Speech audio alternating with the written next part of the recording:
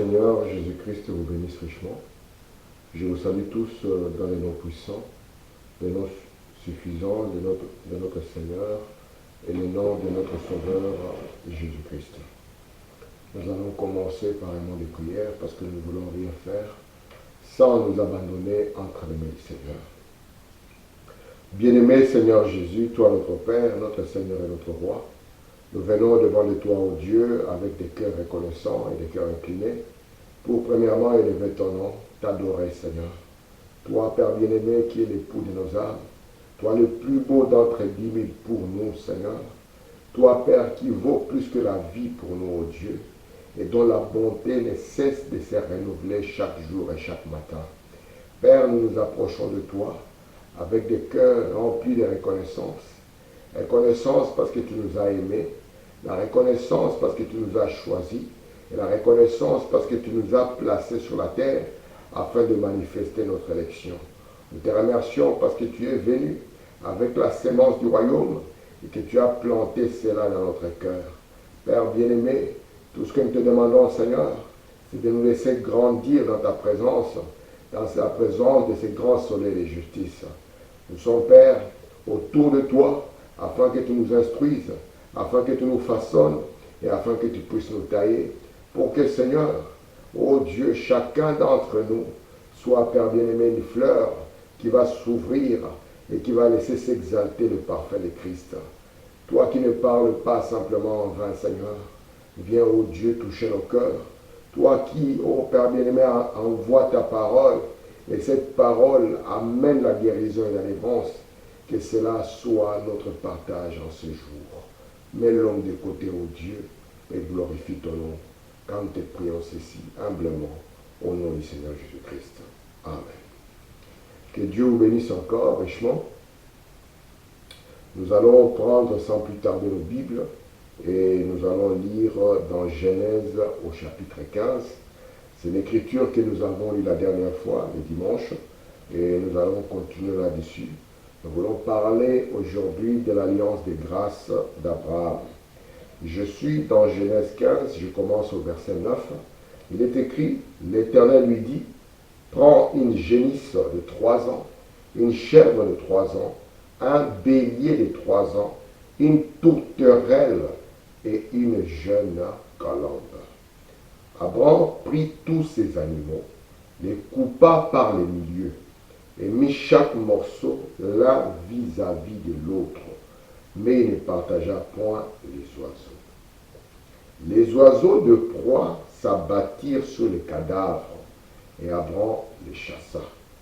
Et au coucher du soleil, vous voyez la précision de la Bible, c'est au coucher du soleil, à l'heure de l'offrande du soir, un profond sommeil tomba sur Abraham, et voici une frayeur, et une grande obscurité vers l'assaillir. Verset 13. Et l'Éternel dit à Abraham, sache que tes descendants seront étrangers dans un pays qui ne sera point à eux. Ils y seront asservis et on les opprimera pendant 400 ans. Mais je jugerai la nation à laquelle ils seront asservis et ils sortiront ensuite avec de grandes richesses. Amen. Comme vous le savez, nous avons commencé juste une petite étude que j'ai appelée une étude de transition avant que nous puissions prendre un sujet un peu plus profond. Et nous avons intitulé cela, comme c'est écrit sur le tableau, les 7 faiblesses de Moïse. Et dans les 7 faiblesses de Moïse, nous avons atteint la 4e faiblesse. Et cette 4e faiblesse n'est rien d'autre que la capacité. La capacité, c'est cette habilité de pouvoir faire quelque chose de par soi-même. Et remarquez, j'ai voulu, moi, prendre l'exemple d'Israël afin d'illustrer cette faiblesse de capacité. Nous savons que lorsque Dieu avait appelé Moïse, Moïse savait qu'il était appelé de Dieu.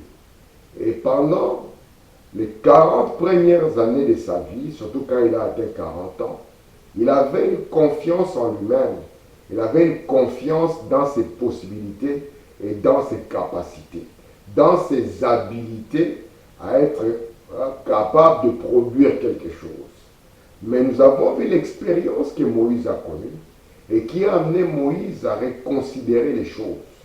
C'est pour cela que lorsqu'il s'est approché de Dieu, parce que Frère nous dit, chaque 40 ans, Dieu appelle un homme.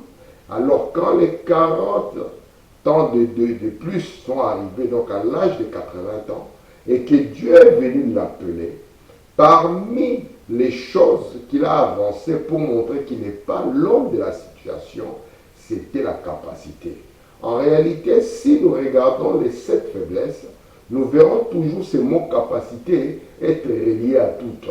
Nous verrons par exemple qu'il peut dire que je n'ai pas de message, je ne suis pas capable d'apporter un message parce que je n'en ai pas. Ouais, je n'ai pas d'autorité, je ne suis pas capable d'exercer une quelconque autorité parce que je n'en ai pas. Éloquence, moi-même, je ne suis pas capable de bien parler. Vous verrez que cette quatrième position, ouais, celle qui est la position qui semble être comme si elle était la première vers la droite, lorsque nous traçons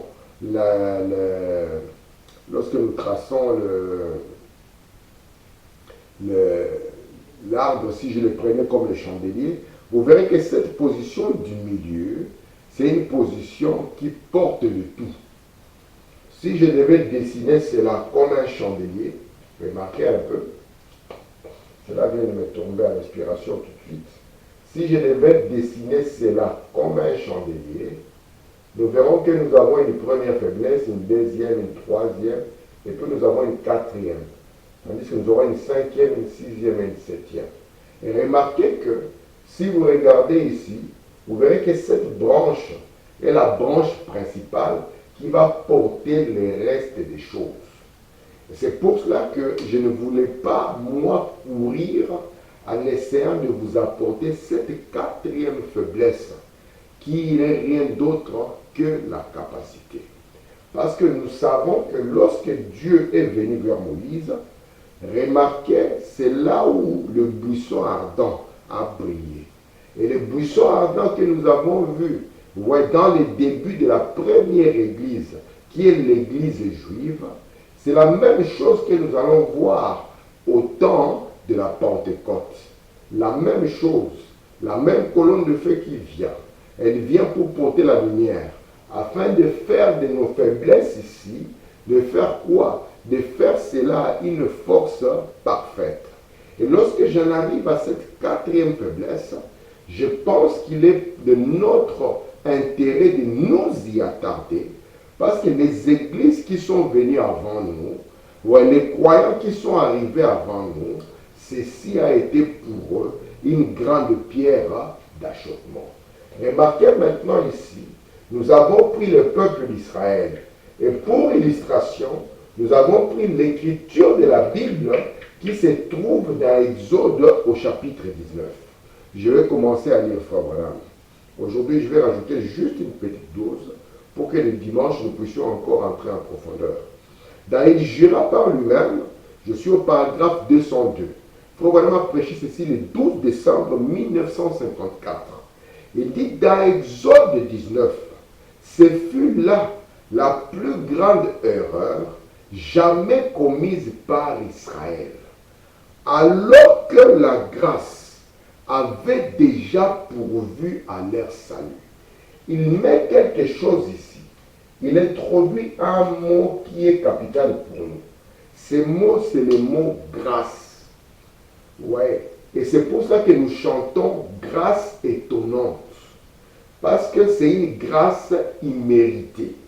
Regardez ici, alors que la grâce avait déjà pourvu à leur salut, ils ont voulu ensuite avoir quelque chose à faire pour mériter cela. Ouais, ici, ça sera grâce versus mérite. Ouais, ils ont voulu quelque chose pour mériter cela. Donc ici, c'est soit la grâce, c'est soit on mérite quelque chose, vous voyez, mais il n'y a rien qui, soit vous avez l'un, soit vous avez l'autre. Si vous méritez quelque chose, vous n'avez pas besoin de grâce, mais si vous ne méritez rien, alors vous pouvez dire la grâce m'a été faite. Regardez ici. Dieu avait déjà juré à Abraham ce qu'il allait faire. Il y avait une alliance. Et cette alliance ne tenait pas, vous voyez, en l'air. C'était une alliance qui avait été faite sous serment. Parce qu'il faut qu'il y ait un serment pour sceller cela. Et cette alliance de grâce, vous voyez, l'alliance de grâce dont il était question, vous voyez, dont avait bénéficié Israël, c'est une alliance qui avait été faite sous serment. Voici pourquoi le titre même du message, c'est « Il jura par lui-même, parole de l'Éternel ». Et cette alliance ici, il avait fait déjà avec le père Abraham. Voilà, il a fait avec Abraham. Ils ont dit, donne-nous la loi. Donc, eux ne voulaient pas de cette alliance. Ils voulaient maintenant passer à autre chose, à une autre alliance. L'alliance du mérite, l'alliance de la loi. Or, comme je l'ai dit, la loi ne peut pas venir vous perfectionner. Parce que même Paul parlant de la loi, il va dire que la loi, vous voyez, qui a en elle l'ombre des choses et non l'exacte représentation. Et il continue, ne peut pas amener l'adorateur à la perfection. Mais la loi sera là pour te montrer combien tu n'es pas capable. En réalité, cette gare ou bien cette faiblesse, la loi vient encore pour l'accentuer, pour montrer que mon ami, tu n'es pas capable, tu ne le mérites pas. Cela ne peut pas t'être donné. Pourquoi? Parce que tu as brisé une certaine chose. Regardez ici. Il faut vraiment dire, personne ne l'a jamais observé. Ils n'y y sont jamais parvenus. Parce que votre chair est le péché. Et votre chair ne peut pas avoir la force de vaincre le péché. Parce que votre corps en lui-même, c'est le péché. Voici pourquoi Paul a parlé de deux lois. Parce que Deutéronome, c'est deux lois. Il a parlé de la loi de l'esprit de vie en Jésus-Christ. Oui, qui m'a affranchi de la loi du péché et de la mort. C'est pour cela que l'alliance de grâce d'Abraham pointait vers la loi de l'esprit de vie en Christ, qui vient pour nous affranchir de la loi du péché et de la mort. Parce que la loi du péché et de la mort est liée à la chair.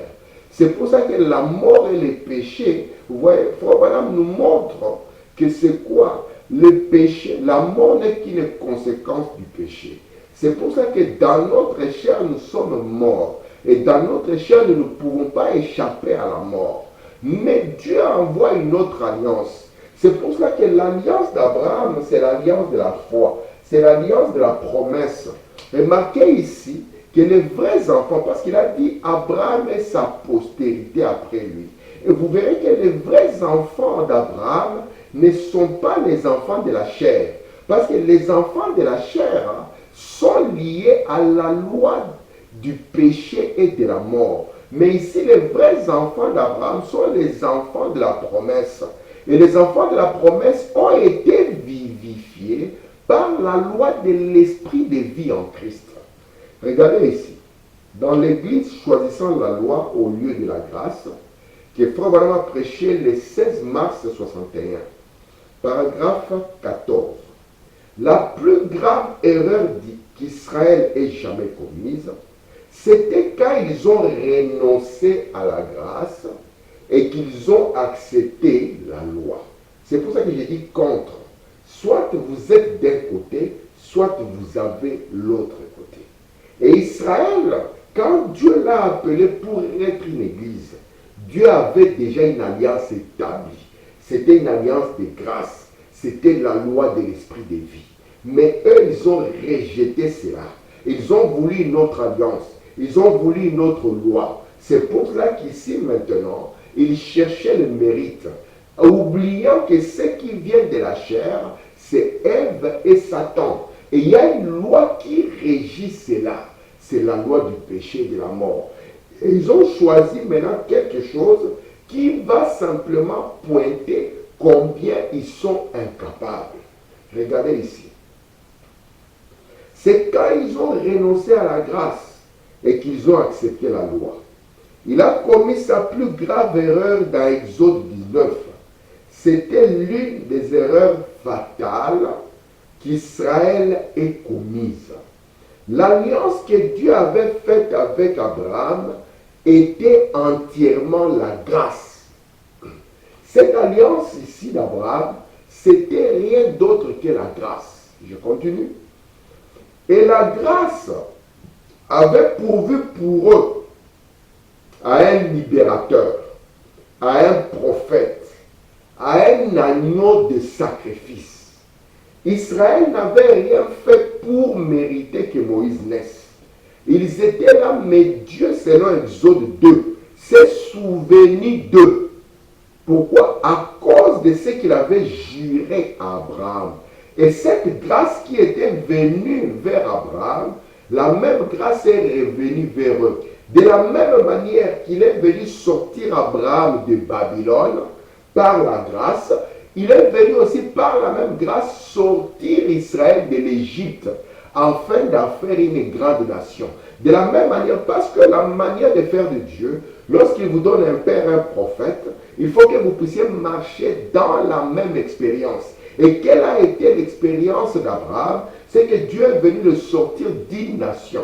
Vous voyez, pour que lui devienne une autre nation. Et ici, Dieu est venu sortir Israël. Vous voyez, par la même grâce d'une nation pour que lui-même devienne, pour qu'Israël devienne aussi une nation. Et voilà, nous montre ici. Il dit, la grâce avait pourvu pour eux à un libérateur, à un prophète, à un agneau de sacrifice. Il avait pourvu au plus grand réveil qu'il n'ait jamais eu. Néanmoins, il n'était pas satisfait. C'est ce qui montre, parce qu'il y a une loi qui régit la satisfaction. Lorsque vous voyez quelqu'un ne pas être satisfait de la parole de Dieu, vous voyez, cela montre que ce n'est pas sa position. Frère Branham nous dit que ça, quand vous êtes dans votre position, cela vous procure une constante satisfaction. C'est pour cela que l'enfant prodigue avait quitté la maison. Mais comme, vous voyez, l'effet de faire manger les porcs, Frère Branham dit, imaginez ces garçons, dans toute son éducation étant juif, on a essayé de les garder loin des porcs. Mais remarquez, il est maintenant au milieu des porcs, le nourrissant lui-même. Et quelque chose en lui a commencé à tourner. Parce que cela n'était pas sa position. Voici pourquoi il ne pouvait pas en avoir une constante satisfaction. Mais il montre ici qu'Israël, la grâce était venue vers eux. Et ils n'ont pas montré une constante satisfaction. Ce qui montre à suffisance que ce n'était pas leur position. Regardez, ils voulaient quelque chose au sujet duquel ils pouvaient discuter. Ils voulaient un cadre où ils pouvaient avoir quelque chose à faire. Nous allons détailler l'alliance de grâce, l'alliance conditionnelle d'Abraham, pour que nous puissions voir si Abraham avait quelque chose à faire. Et comment est-ce que Dieu lui a dit, je te bénirai, et je jure que je le ferai. Regardez ici. Il continue, il dit, c'est ce qu'il en est d'aujourd'hui. Donc ce que nous voyons ici, avec ces deux lois, d'un côté nous avons la grâce, et de l'autre nous avons la loi, parce qu'il y a des gens qui veulent avoir un certain mérite. J'enlève mérite ici pour mettre loi. Remarquez ici, Frère Branham dit, c'est ce qu'il en est d'aujourd'hui. Donc ce n'est pas quelque chose qu'on peut voir simplement hier. Il faut le suivre et le voir aujourd'hui. Parce que le message que nous apportons, le message que le prophète nous a amené, voyez, n'est rien d'autre que le message de l'heure. Il dit maintenant, c'est ce qu'il en est à cette heure-ci. Pourquoi on dit? C'est ce qu'il en était de nos pères il y a 40 ans. De nos pères pentecôtistes. Et j'ai ici, par la grâce de Dieu, essayé de vous montrer les deux générations qui découlent des réveils de 1906. La première génération est partie de 1906 jusqu'à 1946. C'est là où vous trouvez le pentecôtisme, où est la période qui leur était donnée.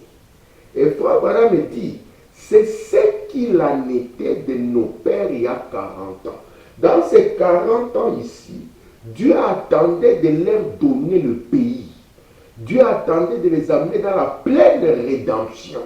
Dieu attendait de leur accorder le sceau. Mais remarquez, ils n'ont pas pu bénéficier de cela. Parce que chaque groupe cherchait à sembler meilleur que les autres. Frère Branham me dit ici, la grâce leur avait donné un réveil. C'est ce qui s'est passé en 1906. C'est la grâce qui a apporté le réveil d'Azusa. Regardez ici. Les a fait sortir du monde. Et je continue. Du chaos dans lequel ils étaient. Dans leur dénomination. Et dans les organisations formalistes. Ainsi de suite. Et les a amenés au plus grand réveil qu'ils n'avaient jamais eu. Elle avait versé le Saint-Esprit sur eux. Nous voyons cet exemple ici tomber sur la première génération. Et cela ne s'est pas arrêté là. Cela est tombé aussi sur la seconde génération. Parce qu'on a eu des années de préparation. Et puis nous devions voir Malachie 4 être commissionné. De 1946, ouais, le 5 avril, lorsque Israël est en train de devenir une nation, l'ange de Dieu descend. Vous comprenez? Il vient faire quoi? Parce que 40 a toujours représenté une génération. Il vient pour qu'il y ait un réveil particulier.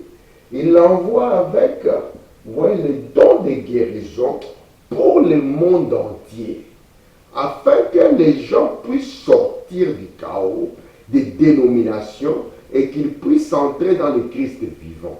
Mais remarquez ici, le peuple ne comprend pas que c'est la grâce qui a amené un prophète. C'est la grâce qui a amené une colonne de feu. C'est la grâce qui a suscité toutes ces choses.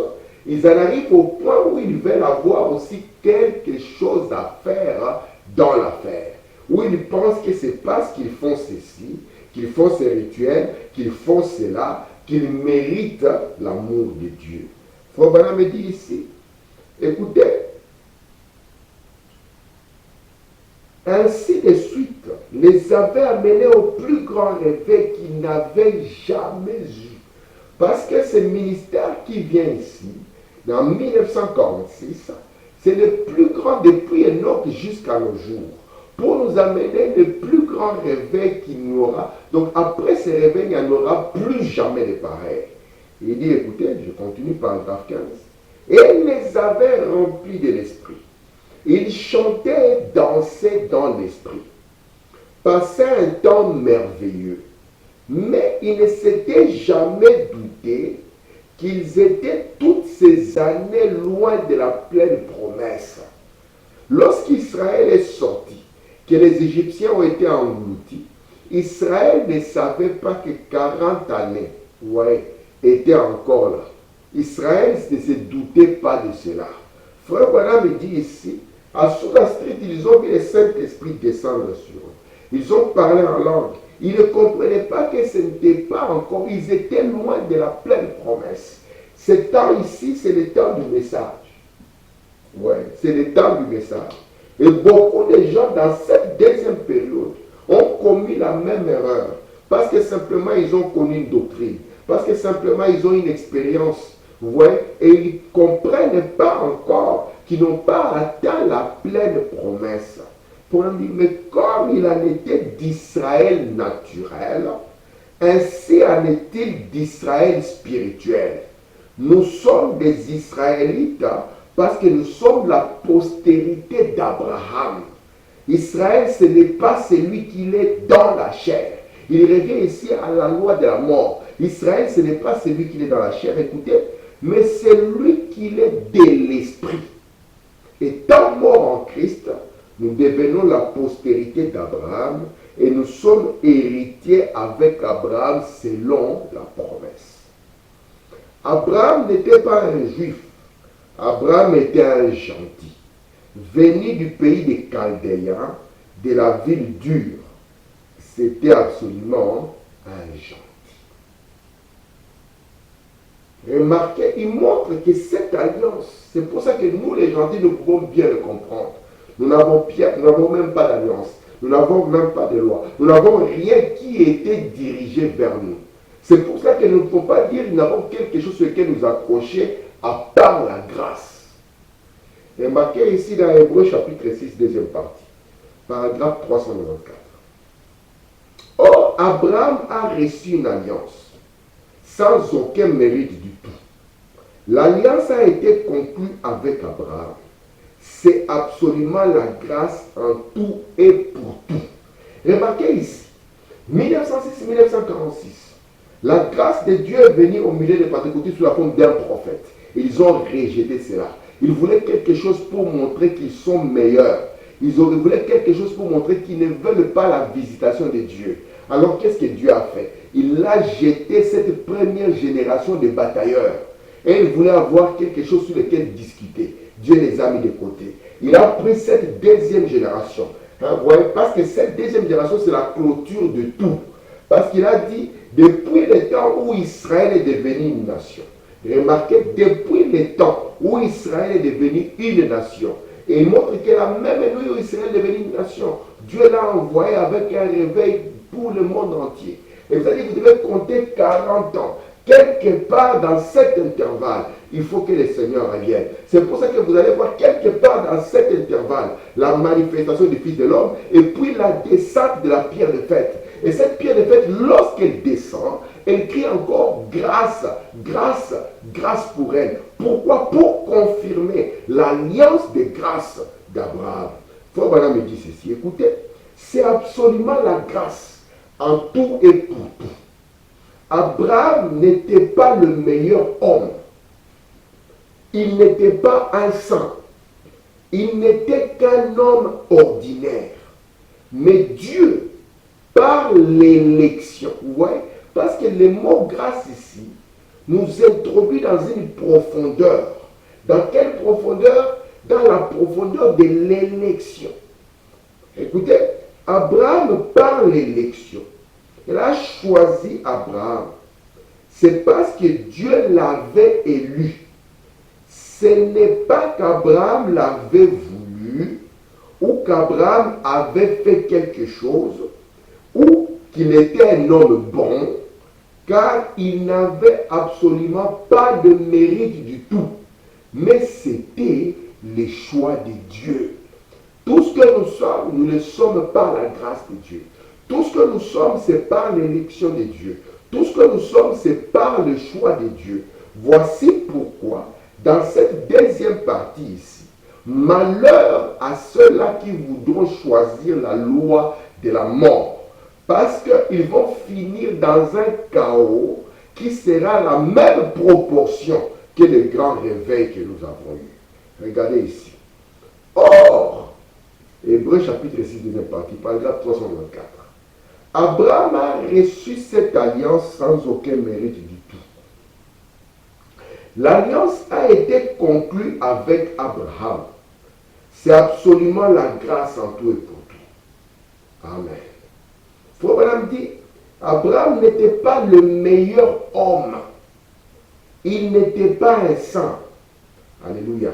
Il n'était qu'un homme ordinaire. Écoutez, mais Dieu par élection a choisi Abraham. C'est parce que Dieu l'avait élu. Merci Seigneur.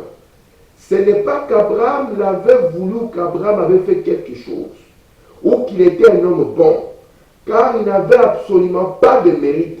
Tous sont péchés et sont privés de la gloire de Dieu. Ouais. Mais c'est le choix de Dieu.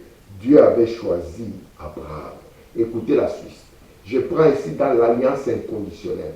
Prêchez les 6 mars 54, paragraphe 72. Vous ne méritez pas votre guérison ce soir. C'est parce que je n'ai pas fait ceci, c'est parce que je n'ai pas fait cela. Ce n'est pas parce que vous avez fait que vous êtes guéri. Vous ne méritez pas votre guérison ce soir. Personne d'entre nous ici ne mérite même d'entendre l'évangile. Personne d'entre vous ne mérite la grâce de Jésus-Christ. Personne d'entre nous, nous tous, personne. Mais Dieu, par grâce, l'a fait de toute façon. Parce que vous n'êtes pas guéri aujourd'hui. Vous avez été guéri il y a 2000 ans, quand la grâce a été manifestée, pour confirmer cette alliance. Vous voyez, de l'animal sacrifié et coupé en deux.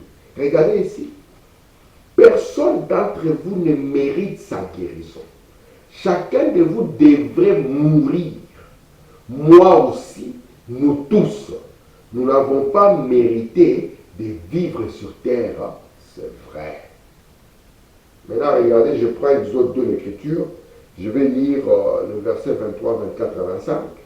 Longtemps après, le roi d'Égypte mourut. Les enfants d'Israël gémissaient encore sous la servitude et poussaient des cris. Ces cris qui leur arrachaient la servitude montèrent jusqu'à Dieu. Dieu a entendu leurs gémissements et se souvint alors de son alliance avec Abraham, Isaac et Jacob. Dieu regarda les enfants d'Israël et il a eu compassion. C'est pour ça qu'ici, de 1946, 1988, quelque part, vous voyez, grâce, grâce, grâce pour elle. Une pierre de fête qui descend, qui vient frapper le système de ce monde, qui vient faire quoi? Ceux-là à qui la grâce n'a pas été donnée tombèrent dans la confusion. Voici pourquoi les livres d'Apocalypse dit, vous voyez, ceux-là dont les livres n'étaient pas écrits, dans les livres, le nom n'était pas écrit dans les livres, dans les livres de vie de l'agneau, ils adoraient la bête. Je continue ici. Je prends Jéhovah Jireh, première partie, prêché le 2 avril 64, paragraphe 91. Maintenant, il va malgré tout confirmer l'alliance d'Abraham, ou plutôt Abraham. Il dit, prends une génisse. Maintenant, rappelez-vous, il y a un veau femelle. Il vient ici dans cette alliance de grâce que nous avons vu et que nous avons projeté ici au temps de la fin. Revenons dans l'ombre. Il prend une génisse. Rappelez-vous, il y a un veau femelle. Pourquoi il appelle veau femelle? Parce que la génisse n'a pas encore porté d'enfant. C'était une vache qui n'avait pas encore mis bas. C'est celle-là qu'on appelait une génisse. Il continue ici. Et prend une chèvre de 3 ans. Chacune doit être âgée de 3 ans. Donc il prend des animaux qui sont des femelles. Une génisse, c'est une génisse rousse. Et puis il va prendre aussi une chèvre. Ok. Regardez ici. Et tous les deux sont âgés de 3 ans. Ok. Voilà me dit. Et un bélier, un mâle. Donc nous avons une génisse en premier, chèvre, puis troisième position, nous aurons un bélier. Et ce bélier aussi, comme les autres, il aura 3 ans. Ok. Voilà me dit, tous les 3 âgés de 3 ans, il y en a 3 femelles, 2 femelles et un mâle, voyez-vous, âgés de 3 ans, un sacrifice pur. Si vous remarquez, les 3 ne sont pas de la même espèce. C'est des espèces différentes. parce qu'ils vont nous représenter différentes choses. Mais la chose que ces animaux ont en commun, c'est que ce sont des sacrifices purs. Et la loi qui montrait, qui régissait les animaux, se trouve dans Lévitique. On montrait qu'un animal qui doit être pur doit ruminer et doit avoir la corne fendue, vous voyez, et puis voir aussi au niveau je parlais corne fendue et puis sabot fendu. Vous voyez, c'était ça la loi de Dieu pour la pureté des animaux. Et remarquez, le bélier répond à ces critères, les chèvres répondaient à ce genre de critères qu'il y avait, ainsi que la génisse. Donc, en termes d'animaux, ce sont des animaux des espèces différentes, parce que vous ne pouvez pas les croiser et avoir quelque chose. Vous ne pouvez pas croiser un bélier avec une chèvre, ni un bélier avec une génisse, vous n'aurez rien du tout. Mais ce qu'ils ont en commun, c'est que ce sont des sacrifices purs. Et pur signifie sanctifié. Ouais, vierge. C'est pour ça qu'ici, ça ne porte pas encore, il n'a jamais porté des petits. Regardez ici.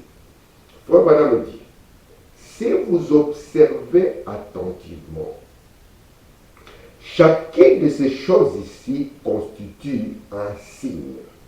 Et le premier signe que nous avons commencé à développer était d'abord le chiffre 3. Nous avons montré que le 3, c'est la confirmation. Le 3, c'est la perfection. Le 3, c'est la divinité dans ses fonctions. Le 3, c'est les derniers 3 âges de l'Église. Les 3, ce sont les 3 séparations. Les 3 ici, ce sont les 3 exodes. Les 3 ici, c'est Adam dans ses 3 positions. Les 3 ici nous prennent toute la Bible. Les 3 ici, ce sont les 3 testaments. Les 3 ici, ce sont les 3 exodes. De manière que le programme parfait de Dieu parlant de la rédemption viendra toujours en 3 phases. Amen. Remarquez ici, dans Hébreux chapitre 6, cette deuxième partie, paragraphe 418. Comment concluait-on? Il parle de l'alliance en Orient. On se faisait un serment l'un à l'autre. Donc si vous êtes deux là-dedans, vous devez vous faire un serment l'un à l'autre. Maintenant, votre question sera, si vous avez fait attention, si dans cette alliance, il y a Dieu d'un côté et Abraham de l'autre, comment s'est passé le serment? Comment cela s'est passé en détail? Nous allons le voir. Parce que celui-ci va jurer, c'est Dieu. Mais nous n'avons pas vu là où Abraham a fait, parce que vous devez faire un serment. Dieu va jurer, parole de l'Éternel. Regardez ici. On se faisait un serment l'un en l'autre. Il tuait un bœuf, il le coupait, il se tenait juste entre. Les deux hommes se tenaient au milieu de la bête partagée en deux. Et il rédigeait une alliance. Si je manque de tenir ceci, si je manque de faire ceci, eh bien, ceci, telle et telle chose, que mon corps soit comme cette bête qui est morte, que mon corps soit comme cette bête qui est morte. Et cela fait, ils prennent cette alliance et se tiennent au milieu. Il faut qu'un serment, prête un serment d'observer cela. Il déchire un morceau de papier, il s'en remettent à l'autre bout. Ils se rencontreront à un certain moment. S'ils manquent de regarder ces serments, que la mort les frappe et qu'ils soient comme ces bêtes qui sont mortes. Dieu aussi a déchiré son fils à lui, afin qu'il puisse y avoir une alliance. Vous voyez, nous allons voir cela. De sorte que celui qui ne prend pas en considération cette alliance, il n'y a rien d'autre qui tombera sur lui si c'est la mort. Et je continue ici. Frère Branham me dit, sous les ailes d'une colombe, paragraphe 68. Maintenant, écoutez ceci. L'Éternel lui dit, prends une génisse de 3 ans, une chèvre, observez les 3 là. un bélier. Il s'agit de la même espèce, de la même chose. Voyez-vous? Écoutez, il faut madame dire, observez les trois. Donc, un bélier de 3 ans, une tourterelle et une colombe. Il dit, il s'agit de la même espèce. Donc, à part ici ces animaux d'espèces différentes, qu'est-ce que Dieu va demander à Abraham de faire? Il va lui demander de pouvoir de pouvoir amener aussi une colombe et une tourterelle. C'est ce qu'il va prendre. Donc, d'un côté, nous avons des êtres ou des créatures terrestres qui sont liés à la terre. Et puis de l'autre, il va en prendre aussi deux. Nous avons en quatrième position une tourterelle. Et puis, il va prendre aussi, après la tourterelle, il va prendre aussi en cinquième position une colombe. Si vous regardez déjà le nombre des sacrifices de Dieu, nous ramène au chiffre 5. Et le chiffre 5, ce n'est rien d'autre que la grâce. Maintenant, ce chiffre 5 est scindé en deux parties. Nous avons les 3 animaux qui, eux, sont liés à la terre. Il n'y a personne qui monte dans les hauteurs. Et ils sont liés simplement à la terre. Alors, ici aussi, nous avons maintenant 2 autres qui peuvent défier la pesanteur et se retrouver dans la hauteur. Remarquez ici, nous avons la colombe, nous avons la tourterelle. Frère Madame nous montre que la colombe et la tourterelle, contrairement à ceci, c'est la même chose. Il dit ils sont de la même espèce. Et eux, ils sont liés au ciel. C'est pour ça que vous allez regarder, il doit y avoir un mariage entre ce qu'il y a ici et ce qu'il y a ici. Et la colombe ici, ou la tourterelle, vous voyez, dans le mariage, n'est pas descendue ni sur le bélier, ni sur la chèvre, ni sur la génisse, mais descendra sur le bélier. Non pas sur la femelle, mais descendra sur le mâle. Je continue. Dans la foi d'Abraham, paragraphe 103. Il dit, observez ça. La génisse, la chèvre et le bélier. 3 espèces différentes, des sacrifices purs, et une tourterelle et un jeune pigeon. Abraham prit ces 3 animaux, ouais, il les découpa en 2, et les entassa l'un vis-à-vis de l'autre. Mais la tourterelle et le pigeon, il ne les partagea pas. Donc c'est ici où on devait avoir, ouais, cette séparation en 2. Mais dans cette deuxième phase, ouais, il n'y avait pas de séparation en 2. Parce que chaque espèce, ouais, devait représenter quelque chose de particulier dans cette alliance de Dieu avec Abraham.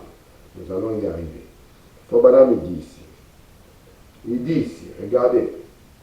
Remarquez-vous les 3 bêtes, la perfection.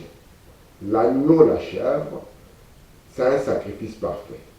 Qu'était l'agneau, qui était la tourterelle. Qu'est-ce que signifiaient les 2 tourterelles? Donc lorsqu'on parle de 2 tourterelles ou 2 colombes, c'est pareil. Il dit ici, les 2 tourterelles étaient sacrifiées tant pour le salut que pour la guérison. Donc ici, nous en avons besoin pour une double application. Le salut et la guérison. Ouais, c'est quelque chose qui vient du ciel. Il n'y a rien de terrestre qui soit capable de vous procurer le salut et la guérison. C'est pour ça que Branham nous montre que nous ne méritons rien. Mais il fallait un secours qui vienne du ciel. Pour pouvoir nous apporter quoi? Pour pouvoir nous apporter le salut et la guérison. Frère Branham parle du message de la colombe. Que cette colombe, vous voyez, qui était venue alors qu'il y avait les Allemands qui avaient entouré des troupes d'Anglais, je pense. Et ils ont compris que s'ils n'avaient pas de renfort, cela était fini pour eux. C'est ainsi qu'ils vont lâcher une colombe. Et ça sera une colombe blessée. Parce que c'est une colombe qui porte un message. Et cette colombe représentait pour eux le salut et la guérison. C'est pour ça que quand les Allemands ont vu le lâcher de colombe, ils ont tiré sur elle, mais elle est partie pour ramener le message dans les camps. Et Frère Branham me dit ici, c'est tourterelle, cette colombe ici, était sacrifiée dans le but du salut et de la guérison. Nous allons détailler tout ça. Je suis juste en train de mettre ma petite plateforme. Frère Branham me dit, écoutez, rappelez-vous, Abraham a pris une chèvre, une génisse, 3 animaux, une chèvre, une brebis, une génisse de 3 ans. Ces 3 sont la confirmation. Ouais, Dieu est confirmé en 3. Nos alliances sont confirmées en 3. L'Ancien Testament, le Nouveau Testament et le 3e Testament, qui n'est rien d'autre que la vie de l'épouse. Ouais. Même la position d'Adam, Adam dans la chute, Adam venant payer le prix, Adam restauré, c'est la confirmation. Nous avons l'Église naturelle, nominale, Israël. Nous avons les âges de l'Église et nous avons l'Église épouse. Toujours 3, la confirmation de la perfection. Écoutez ceci. Les 3 que je vous ai demandé de garder 3 ans, il les a tués, les a coupés en morceaux.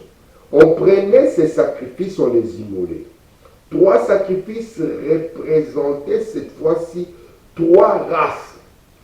Donc quand il vient avec ici, il vient aussi pour qu'il y ait une visitation pour les 3 races. Pour qu'il y ait une grâce. Vous voyez, cette grâce, parce que c'est une alliance de grâce, ne peut pas simplement être manifestée pour une des races, mais c'est une grâce qui va venir vers les 3 races. Vous voyez, la race des Sèmes, des Cam et des Japheth. La grâce manifestée aux Juifs, aux Samaritains et aux gentils. Voici pourquoi, quand Jésus était venu, vous voyez, dans la première partie de ceci, la grâce n'était venue que pour les Juifs et les Samaritains. Mais comme l'alliance avait été faite pour les 3 races, Dieu devait encore venir au travers d'un prophète messager pour que la grâce de Dieu soit aussi accordée aux nations. Amen. Écoutez ceci. On prenait ces sacrifices. 3 sacrifices représentent 3 races, ainsi de suite. Ces 3 âges de l'Église, nous allons le voir en rapport avec ça. Les 3 derniers âges de l'Église. Un et autre du dernier appel de l'Église. Remarquez ici, j'aime beaucoup ça. Je vais faire une petite représentation qui, par la grâce de Dieu, pourra nous soutenir. Si je prends les chandeliers tels que je l'ai dessiné tantôt, je reviendrai là. La 4e position, vous voyez, qui est tenue par le manque de capacité. Et nous voyons ici qu'il y a les 3 sacrifices. Ici, il y a un manque de capacité. Le fait que le mérite n'y est pas. Nous avons perdu le match. Mais il y a quelque chose qui se passe ici. Il y a comme une restauration. Remarquez maintenant les 3 animaux. Nous allons voir les détails de cela. Et nous allons les connecter ici aux derniers 3 âges. Les derniers appels. C'est pour ça que si par la grâce de Dieu, le dernier appel est loupé, vous aurez des problèmes. Et pour le salut, et pour la guérison. Parce qu'on avait dit que de lever nos têtes, parce que le soleil de justice allait apparaître avec la guérison sous ses ailes. Il allait descendre comme une colombe, il allait descendre comme une comète et venir apporter la guérison. Amen. Et marquez ici. Frère Voilà me dit, je prends ici, sauter un peu rapidement pour que je puisse donner 2-3 petites choses avant de finir. Frère Voilà me dit ici, écoutez, Abraham a pris ces 3 animaux de 3 ans, comme je vous l'avais dit, 3 séparations, 3 comme la Trinité, et autres les 3. C'est pour ça qu'il avait dit toujours dans les mathématiques, hein, retenez les trois. Retenez cela. Alors commençons par le premier sacrifice. C'est ce que nous allons développer dans les jours qui arrivent. Je prends dans Christ, j'introduis ça et je m'arrête. Il a prêché le 21 février 55, paragraphe 15. Lorsqu'il a donné à Abraham la confirmation de l'alliance, il a exigé une génisse de 3 ans. Un sacrifice qui représentait Christ. Nous allons voir les représentations de cette génisse. Vous voyez? Parce que, remarquez, la première des choses, c'est que c'est une génisse. Et puis, elle est femelle. Mais il faut voilà nous dire ici que, quelque part, elle va nous représenter Christ. Elle ne va pas que représenter Christ. Nous verrons les détails de cela. Écoutez, voilà. Or, cette génisse devait être distinguée. Ce n'est pas n'importe quelle génisse, comprenez. Il continue, oui. Ou plutôt une génisse particulière. Ça devait être une génisse de couleur rousse. Donc, il y avait une couleur. Ce n'était pas une génisse blanche. Ce n'était pas une génisse grise ni noire. Ni une génisse tachetée. Mais elle devait être une génisse sans tache, une génisse rouge. Parce que les choses que Dieu fait ici avec Abraham, il va les prolonger dans la loi pour Israël. Parce que ce qu'il avait fait comme l'alliance qu'il a eue avec Abraham, il va l'établir comme loi pour Israël. Regardez maintenant la génisse ici, pour dire ça ne devait pas être n'importe laquelle. Ça devait être une génisse particulière. Ça devait être une génisse de couleur rousse sans tache. Et bien, toutes ces choses avaient une signification pour eux. Cela avait une signification. Chaque petit détail avait une signification. La dernière citation, c'est Christ, qu'il a prêché le 21 février 57, paragraphe 24. Remarquez, la génisse devait être rousse. Rousse, le roux, ouais, c'est une génisse rousse. C'est la couleur qui est roux. Parfois, vous voyez des blancs qui sont roux. Et vous verrez que c'est là, et ouais, il est roux, c'est parce que ça tire vers le rouge. Il faut vraiment dire, le rouge est le signe de la rédemption. Revenons encore à notre chandelier. Vous allez voir que notre chandelier a 7 branches.